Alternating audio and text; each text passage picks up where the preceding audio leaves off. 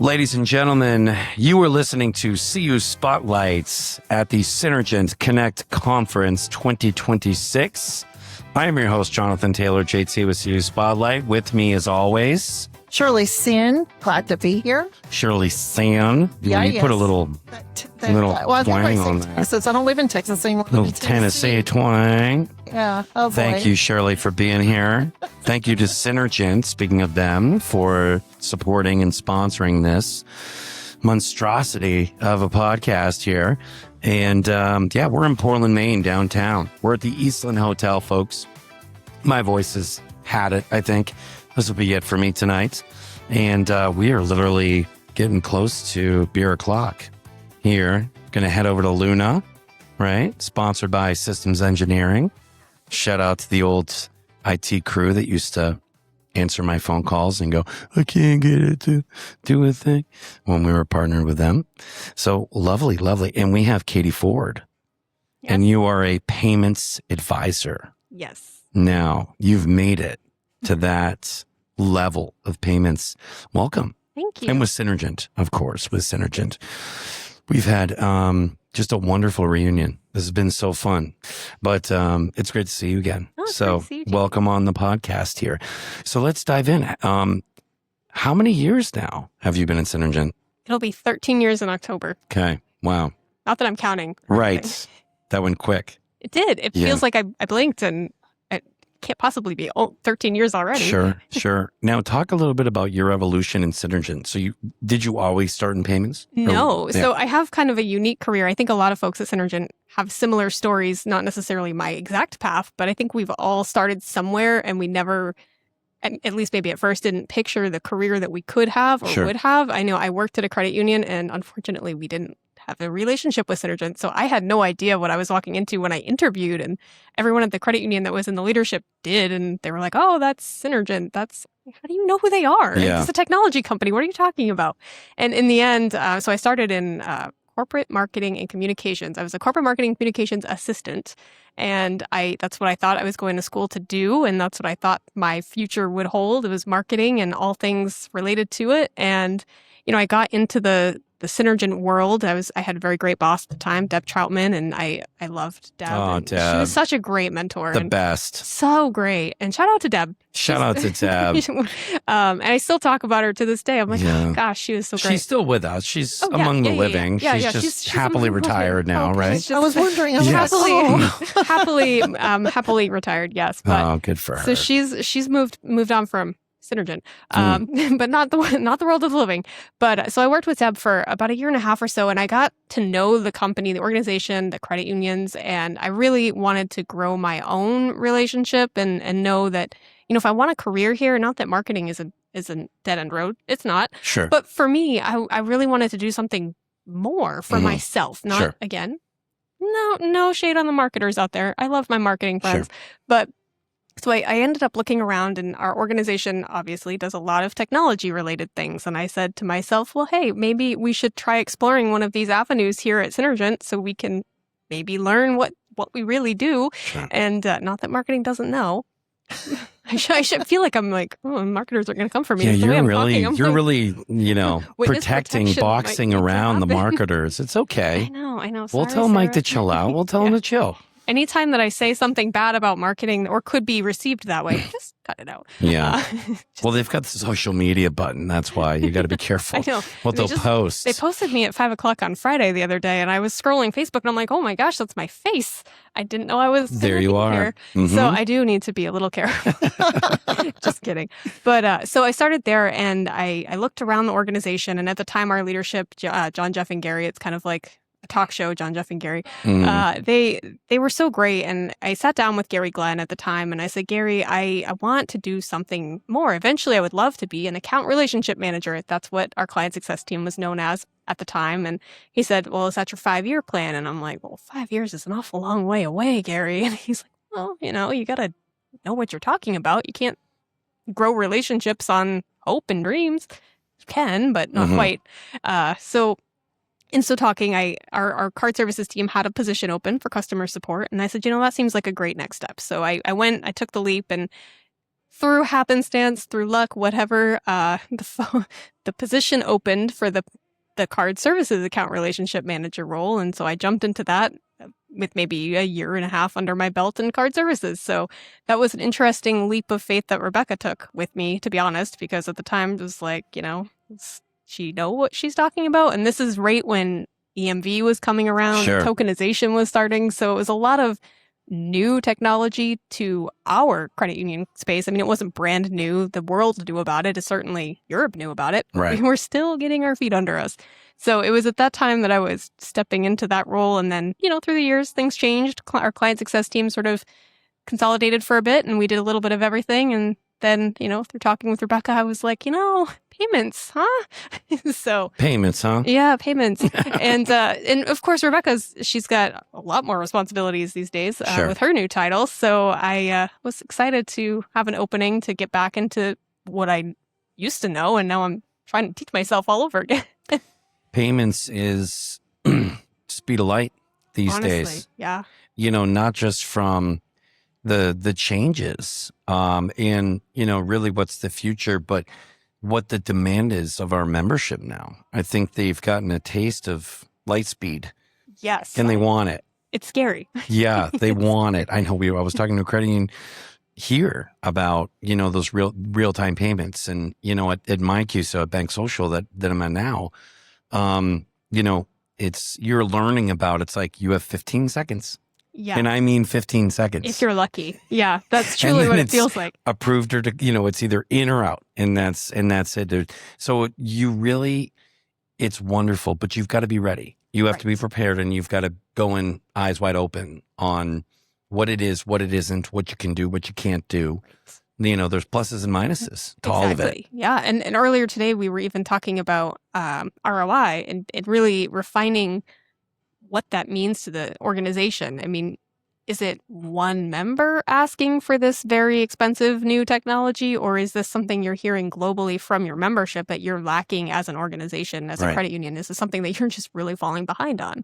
And I think it's hard anywhere, whether it be credit union world or even at home sometimes, when you have an idea or you hear something and then you sort of get blinders because now it seems like that's all you're hearing. It's all you're seeing. I heard the conversation around when you're thinking about a car brand or you're looking at a car and now all of a sudden you're seeing these new Dodge Durangos everywhere and you didn't used to see them. So now all of a sudden they feel like this very popular car, but they've always been there.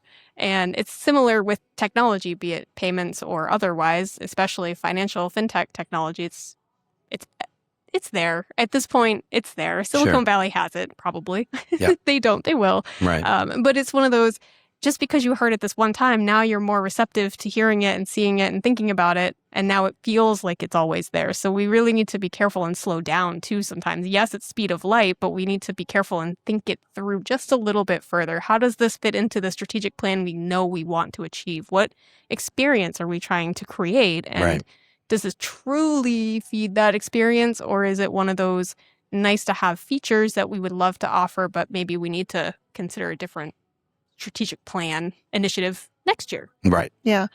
We were talking with Mitch Ryan earlier and kind of mirroring the same thing he was talking about is like, it's not just about your relationship with the credit union, but it's the credit union's relationship with their member and what do they want, and having to kind of think backwards we were hearing earlier about what is the customer or member experience and then working back from that. I'm curious in terms of payments can be so vast. What is it that Synergent in particular is offering to your credit unions that you're working with that differentiates you from some of the others? In a lot of ways, I mean, this might be a tired talk track for Synergent, but I think it's our service and the support of what we offer, because we pride ourselves in being better than the big guys, even though we also have to partner with the big guys. But again, they're all very smart people, and they speak a language sometimes it's very hard to follow. And I've had so many credit unions say, I was so glad they were on the call because they can put it down to my language. I have no idea what that vendor was talking You're talking about. about Synergent being able to... Synergent, yeah. So we've had in that, and I mean that too, like we've had programmers join calls before with other vendors. We've also had our payments team. We have a fantastic payments team, and they'll join calls between, the payments organizations and vendors and the Synergent team and the credit union team and make it all make sense. Yeah. Because again, all these vendors, they're all smart. They're all wonderful. At the end of the day, they have people who are passionate about what they're doing, I hope. But they can sometimes talk a little too big. And it can be hard if you're a credit union, especially credit unions. I feel a lot of people are wearing more than one hat. Right. Usually you don't have one person who's an expert in this area. And that's what Synergent brings, is the experts to the table in that area. We do have multiple people that can be expert for you in that area. And I think whether it be payments, whether it be core technology, marketing, I mean, I think do a good job of trying to help make it make sense. Yeah, it's translating. That's a great way of putting it. Yeah, translating. At the end of the day. Well, we both know a lot of very smart people in the fintech space. Very, very smart. Some would say too smart, just depending on. Yes. And so working with them to find those talk tracks to help translate, and it's a wise man once told me, don't say what it is, say what it means. Yeah. Right. That's That's really at the end of the day, what I think speeds up a lot of innovation in this credit union space, and not just what it means to the folks at the credit union, but what it means to the board members, right? Being able to take it to that level and being able to provide those talk tracks that the credit union can then turn around and go, or be there shoulder to shoulder with the CEO to be able to explain to the board what it means. Absolutely. Because so much of this is so important. And if there's just misunderstanding, then that really slows things down. Well, we talked about that earlier too. Assumptions, you get a direction and then you might make an assumption as to the limitations around the direction. Right. Maybe that limitation doesn't exist and we're not connecting the right dots here and thinking it through all the way. Sure. But I can always tell how well I'm doing because I can go home and try to have a similar conversation with my husband, and I can tell at the point I've lost him, or my daughter. She's 8, and sometimes maybe she's got a little more. But I can tell when I've gotten too jargony or too far over their heads. Sure. And then I'm like, oh, maybe in conversation going forward, I should find a way to simplify that, even for folks who are in the industry and might know. And sometimes it works and sometimes not so much. No, I'm curious. So payments these days seem like if you're saying payments, you're also saying stablecoin, right? I've seen it everywhere. Everywhere, Yeah. right? It's like AI and stablecoin. Those are the two things, top 1 and 2, every conference. The 3 things that keep you up at night. Right. Fraud. Right. And stablecoin. Well, yeah. So where is Synergent at with all of that, with stable coins, which really what we're talking about payments here, right? Yeah. That's what we're talking about. Exactly. Digital payments. Another form of digital payments. Like we needed another one. Like at this point, we're collecting them like Pokemon, it feels like. Sure.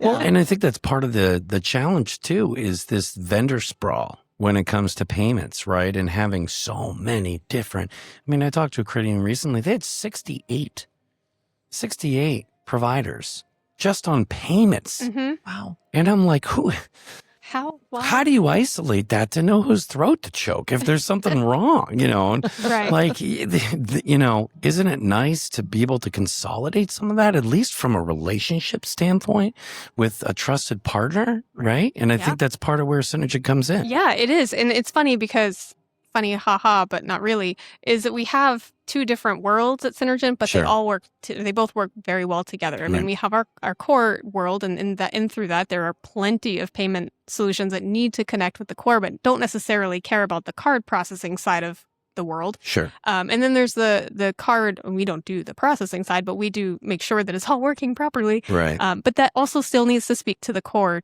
too, and the sides of the house are coming together now. It's no longer, the neighbors we've built a bridge. And it's really truly crossed because even with the pay center technologies and your FedNow and your RTP and all of the others that are going to emerge as time goes on, it isn't any longer just a core conversation or a card processor conversation. It's a strategic conversation, and Synergent is sort of trying to help navigate that with the information that we have from our experts that we rely on. I mean, obviously, we work very closely with Jack Henry and Fiserv and others in the industry, and thankfully, we have smart people leading the guiding the ship through the waters, so we can make the proper decisions based on our strategy, but also the strategy that we get from the credit unions that we work with. Because at the end of the day, we think we know, but we have to take the cues from our credit unions. And not just smart people, Katie. Wicked smart. Wicked smart. Wicked smart. Thank you so much for coming on. Yeah, it's so thank you. Lovely. Shirley, anything to close? No, I'm fascinated with payments these days since I got into AI and learning all this other stuff. It's an interesting thing because I can remember 40 years ago when ATMs came out and we were just processing credit cards, and then debit cards came on, and you had float, you had all these other things that you could think about when you were like, well, I don't get my paycheck till Thursday and today's Wednesday, so I should be okay.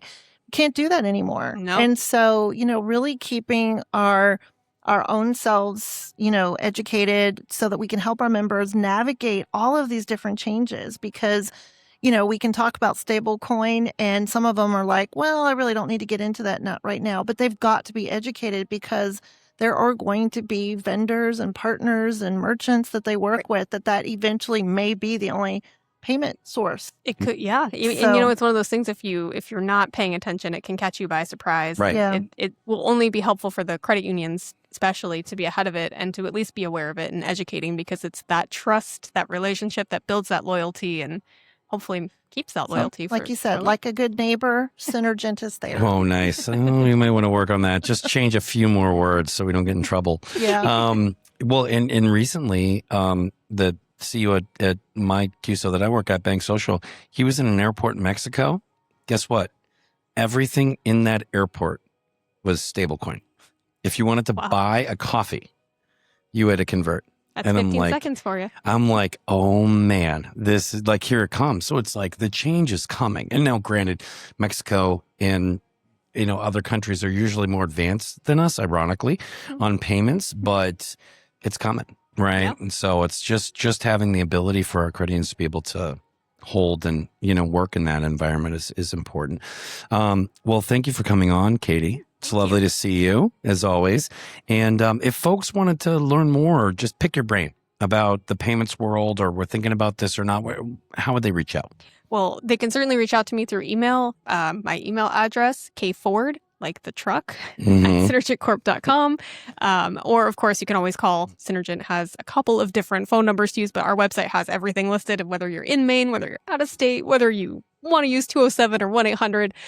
The options are there, but I'm readily available and happy to discuss anything related to, payments. I might not always have the answer, but I've got smart people that can get it for me. Wicked smart. Wicked smart. Love it. Thanks, Katie, for being on here. Thank you for having me. Thank you, Shirley Sen. Thank you. I appreciate it. Of course. Hashtag Shirley on the street, y'all.